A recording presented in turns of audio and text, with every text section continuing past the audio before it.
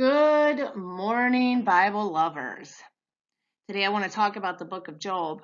I want to look at the practical application of the book of Job.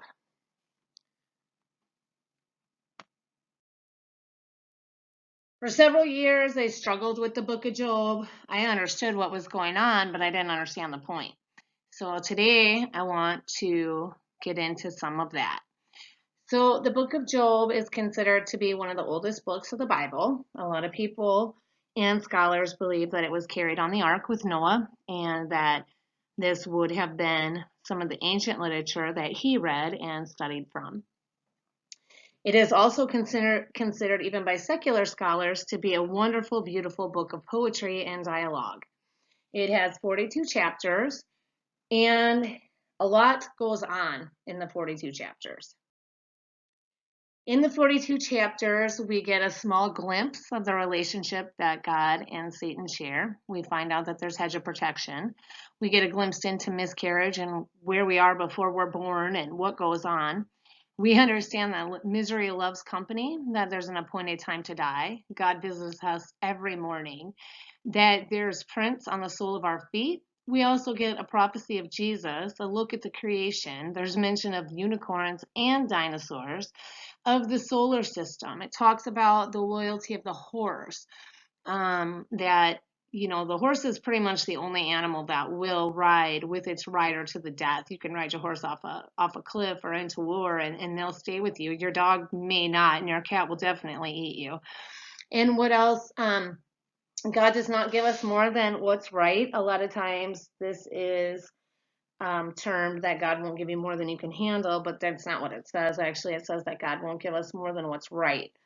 And we see in Job a wonderful promise of restoration for the people that love God. The makeup of the man, Job, is very interesting in context of today, where we are told that we don't have to be perfect and we don't necessarily have to be upright, and we all can do what works for us. Because we find out that God believed Job to be perfect and upright. He feared the Lord and he eschewed evil. So in order to even be perfect or upright, we would have to fear God and eschew evil. We can't just fear God. Job had 7 sons and 3 daughters.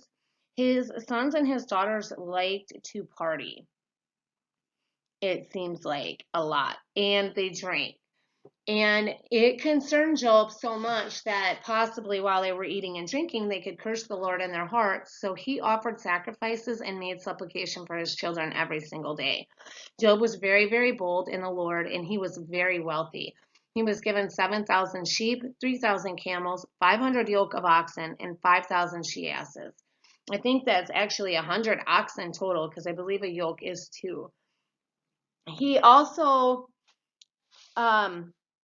it was this wealth that the devil used almost to accuse him, to say to God, well, if you take away this wealth, or he has such a deep love for you and he is perfect because you've given him this wealth. The story of Job begins with the sons of God presenting themselves before the Lord, and it says that Satan came also. God asked Satan where he was going and where he was, and Satan says that he was walking to and from in the earth and up and down in it. And then God says, have you considered my servant Job, that there is none like him in the earth, a perfect and upright man, one that fears God and escheweth evil? God uses that same terminology to describe Job twice. So twice he says that Job is upright. It's really neat. And Satan answers, does Job fear you for nothing? Haven't you made a hedge about him and all his house and about everything that he has? Haven't you blessed the work of his hands and the substance is increased? And then the devil kind of entices God, and he says, if you take away all that he has, he will curse you to your face. And the Lord says, okay, all that he has is in your power, but you can't touch him. And Satan left the presence of the Lord. I think it's really, really interesting to look at this a little closer because like I said in the last slide, the devil used his wealth against Job to God. And he said, like, well, he has all this wealth. That's the only reason he loves you. And then he says, well, I can't touch him because you've protected him and you've put a hedge about him on all sides.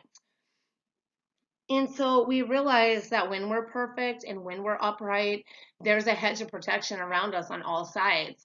And when I was little, my mom used to pray for me, and she would say, I pray for your hedge of protection around my family. And I didn't really understand what that meant. But now when I drive around and I look at fences and natural barriers a lot more, I begin to see that these hedges, they really do protect your family by keeping you in and keeping other people, bad things out a lot of times. And so the hedge that God placed around Job was really important. And he got that hedge because he was upright, because he eschewed evil, because he hated it. So God was gracious to him and kept him protected.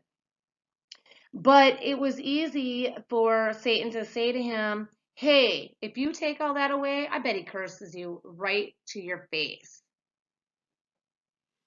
So it continues with after God tells Satan that he can take everything he has, and his sons and daughters were drinking in their oldest brother's house, and there were oxen that were plowing and the asses that were plowing, and the Sabians came and they took them away, and so they fell upon the cattle and they took them all away.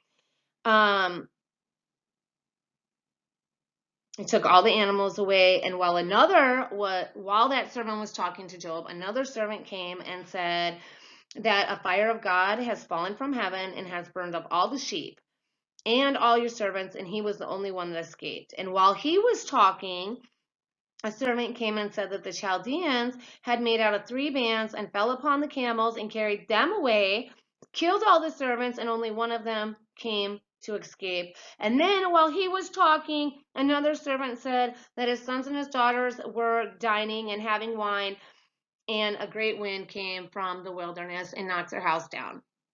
So in basically, I want to think like 5 or 6 minutes, maybe 10, maybe an hour, we don't really know.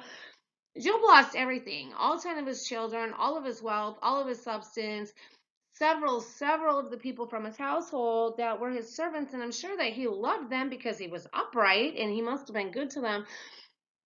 And he is very, very grief stricken. The next thing that he does is he rips his mantle, he shaves his head, he falls upon the ground, and he worships the Lord. And in it, he says, naked I came, naked I'll go. The Lord has given me, and the Lord has taken away. Blessed be the name of the Lord. The next sentence says, in all this, Job sinned not, nor charged God foolishly. I find his faith at that point to be unbelievable. If I had lost every single thing in 10 minutes, I don't know that my next reaction would be to fall on my knees and praise the Lord. It would be a very difficult thing for me to do, but Job did it. The next day, well, it says, again, there was a day when the sons of God came to present themselves. It doesn't really say it's the next day. Then Satan came also, and he presented himself before the Lord. I don't think it said that in the first place that he presented. No, it doesn't say he presented himself also. The first time. And Satan, God asked Satan again, where did you go? And he says that he was to and fro in the earth and walking up and down in it. So I guess Satan has free will to go down to hell and up here whenever he wants. And God says to him, again, have you considered my servant Job, that there is none like him in the earth, a perfect and upright man that fears God and escheweth evil. So that's the third time we've heard this. And he says that he is still holding fast to his integrity, although Satan has moved against him and destroyed him without a cause. And Satan says to the Lord, skin for skin, all that a man has, he will give for his life. So Satan says, well, now if you try to take his life, he'll curse you. He'll curse you to your face. God says, okay, you can take his flesh, but you cannot kill him. He says he can touch his hand to the bone and his flesh, or that he can go after his bone and his flesh, but he has to save his life.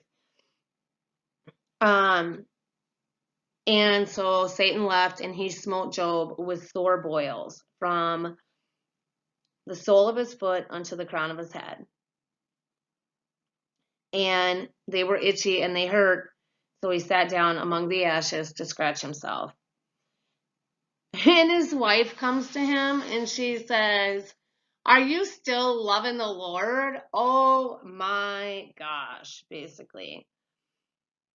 She says, why don't you just curse God and die? You don't have anything left anyway. As wives, I guess sometimes we're not real supportive to our husbands. And he says to her, what are you talking about? Can we just get good from God and not get evil also? And Job did not sin with his lips. After all of this, his three friends come to comfort him. But as the book continues, we realize that they were not much comfort to him because they didn't know why this was happening either. So for the next several chapters of the book is between Job's miserable comforters and Job. And what they do is they continue to accuse Job of unrighteousness. He must have done something to do this. God is righteous. He would never have let this happen to you if you had not done something wrong. But Job continues to maintain his innocence, and he says that I didn't do anything, and I don't understand why this is happening to me. And he pleads with the Lord, but at some point he believes the Lord isn't even hearing him anymore, and his soul begins to anguish. His friends continue to tell him that he did something to deserve this. And if he didn't do anything to deserve this, then God has utterly forsaken him, and he can utterly forsake the Lord. But Job didn't. And God finally stepped in. Towards the end of the book, God steps in. The dialogue between the friends goes on for quite a while they reason with each other over the ways of the Lord and the ways of the world and their prior experiences. Finally, God answered Job. And he says, gird up your loins. He says, basically, you're darkening counsel by words without knowledge. Gird up now your loins like a man, for I will demand of you, and you will answer me. God, for the next couple chapters, rebukes him and admonishes Job for questioning who he is and his divine ways and wisdom of the world and how he designed it and the things that he does in it. And he asks Job if he helps the animals get their food and provide for their youngs, if Job is able to know where all the little birds lay their eggs so that they don't get stepped on.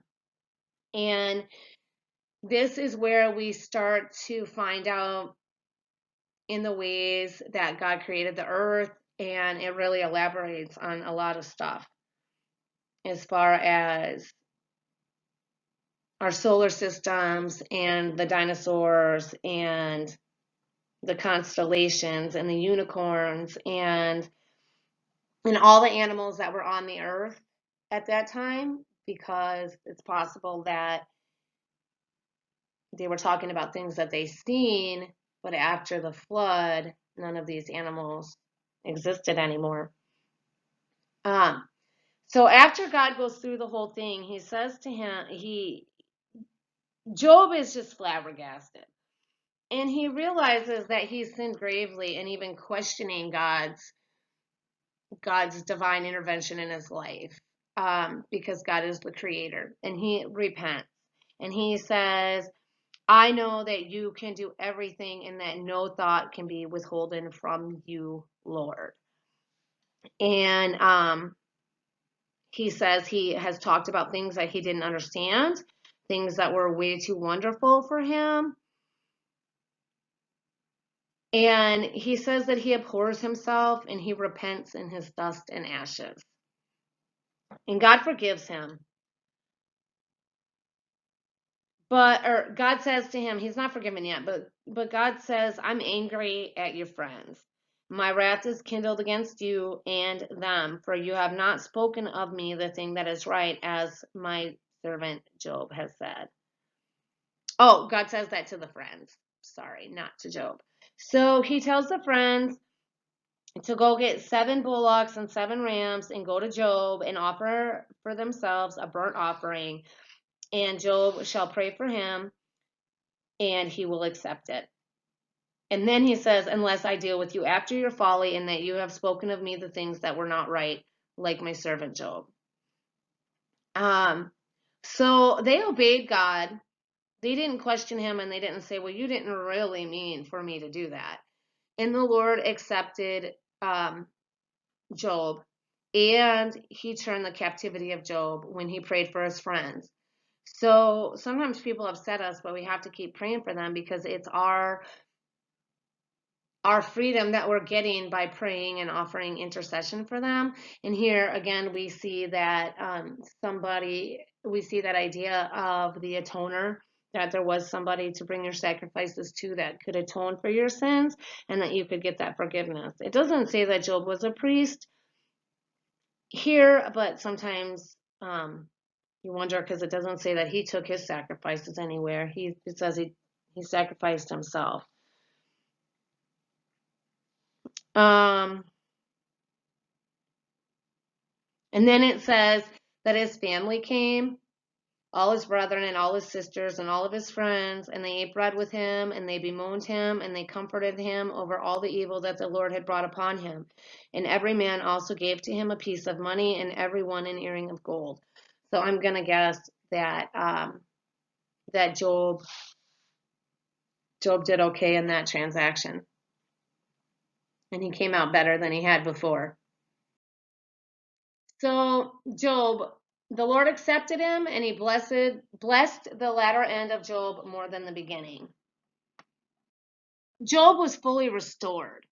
At the end of his life, he received 14,000 sheep, 6,000 camels, 1,000 yoke of oxen, 1,000 she-asses, 7 sons, and 3 more daughters. His daughters were the most beautiful in all the land, and they were given an inheritance along with their brothers.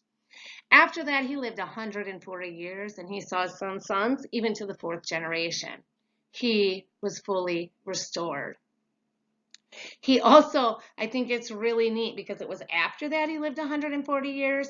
So how long would he have been total? I mean, it takes you a little while to grow up and have children and then raise those children to be adults. So I'm guessing that he was at least 180 to 200 years old total when he died. But I find it interesting that God never actually tells us how many years he loved the Lord before all the calamity happened, but he tells us for sure that he loved him for 140 years after. So what do we learn from Job? For years, I struggled with, other than things happen to the just and the unjust, that it rains on the righteous and the unrighteous. I just really didn't understand the book of Job. I really didn't understand why God let these calamities happen to his righteous people. I mean, if you're righteous, then why do we have to go through that? But then I was sitting in church last week and the pastor said it. He said that Job's biggest problem was that he never trusted the Lord. He just didn't trust God. When all this stuff went wrong, he questioned God, and he questioned God's permission and authorities over our lives, and he questioned God's will for him. And that's when it hit me.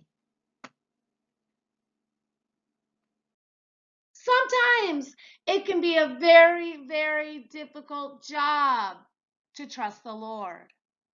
Have a great day, YouTube.